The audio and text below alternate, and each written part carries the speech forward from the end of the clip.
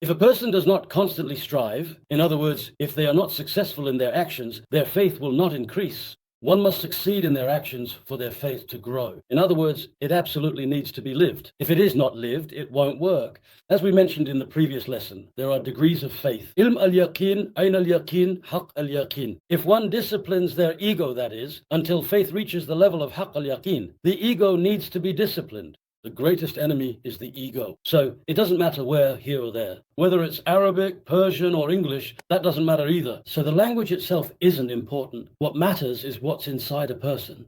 It is the inner self of a person, and it needs to be increased. Allah created us so that we may become His true servants. But there are degrees of servitude.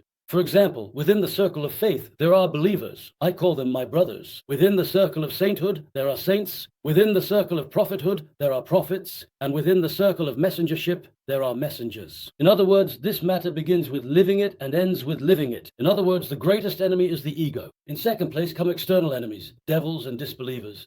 But if a person does not reform his own self, his words will have no effect on anyone. Of course, this is only for a temporary time, a passing moment. These days will never come again. They cannot come again. Look, we have lost our yesterdays. It is no longer possible for them to return. In other words, the Lord of the worlds is testing us here. Bismillah. And I did not create the jinn and mankind except to worship me. That is, the purpose of the creation of both humans and jinn is to worship Allah. So in the end, ultimately at the conclusion, at the end of the world. So some of the jinn and humans will be sent to paradise and some to hell.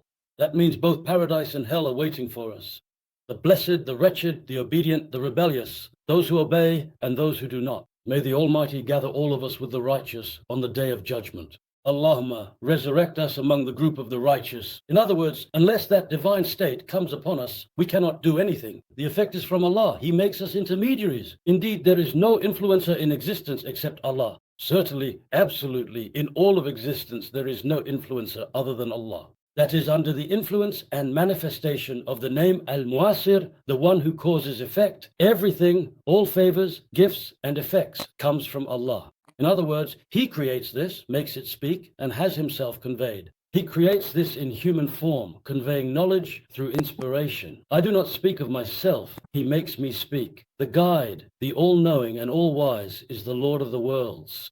We believe and affirm this. We have believed and confirmed it.